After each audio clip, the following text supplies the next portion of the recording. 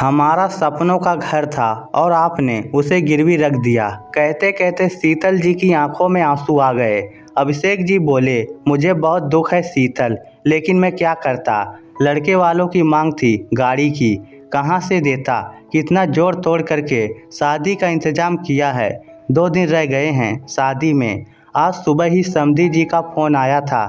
कह रहे थे कि दुल्हन तो नई गाड़ी में ही विदा होनी चाहिए। आप मेरा इशारा समझ रहे हैं ना। फिर थोड़ी देर बाद विनय बेटे का फ़ोन आया। कहने लगा, पापा जी मुझे और अनीता हम दोनों को ही होंडा की कार पसंद है, इसीलिए पापा जी वही कार लेना, और हाँ, सफ़ेद रंग की ही लेना। अब तुम ही बताओ शीतल, मैं क्या करता। इस समय तो समधी जी से भी बात करने का कोई फायदा नहीं है। तुम चिंता मत करो, मैं जल्दी हमारे घर का कर्ज उतार दूंगा। आंखें तो अभिषेक जी की भी नम थी, लेकिन शीतल जी को ज़्यादा दुख ना पहुँचे, इसीलिए एकदम बोले कि बहुत भूख लगी है, खाना लगा दो। शीतल जी और अभिषेक जी दोनों ही सोच में थे कि किस तरह तिनका तिनका जोड़कर एक घर बनवाया था। एक एक चीज़ कितने अरमानों से लगवाई थी। कितने साल उन्होंने किराए के मकानों में ठोकरें खाई थी। इस मकान से उस मकान, जैसे खाना बदोश जिंदगी हो गई थी उनकी। अपनी ज़रूरतों को कम करके ये सपनों का घर बनवाया था। कितनी खुश थी शीतल जी उस दिन जब इस घर में गृह प्रवेश किया था। कमरे के बाहर बैठी अनीता सारी बातें सुन रही थी। वह कमरे में आई और बोली, पापा क्या दहेज देना इतना ज़रूरी है कि उसके लिए अपना घर भी गिरवी रखना पड़ रहा है। अरे बेटा, हम लड़की वाले हैं, इतना समझौता तो करना ही पड़ता है। तुम चिंता मत करो, मैं सब ठीक करके दूंगा। अनीता बोली, पापा मुझे नहीं पता था विनय मुझसे इसीलिए कार के बारे में बात कर रहा है। पापा प्लीज़ घर को गिरवी मत रखो।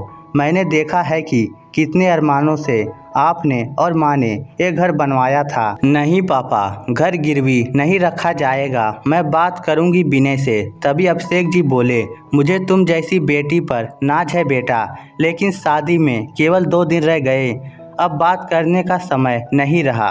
अभिषेक जी ये कह रहे थे कि तब तक अनीता ने विनय को फ़ोन मिला दिया। विनय ने जैसे ही फ़ोन उठाया तो अनीता चिल्लाते हुए बोली, विनय ये मैं क्या सुन रही हूँ। तुमने पापा से कार देने के लिए कहा है, तो इसमें क्या गलत किया मैंने। सबको ज़रूरत होती है कार की, हमें भी होगी। कहीं घूमने जाएंगे तो तुम्हें लेकर रिक्शा में थोड़ी ना घूमूंगा। कहकर विनय हंसने लगा। तभी अनीता बोली, तो फिर मुझे घर भी अलग चाहिए। मैं तुम्हारे संयुक्त परिवार के साथ नहीं रह सकती।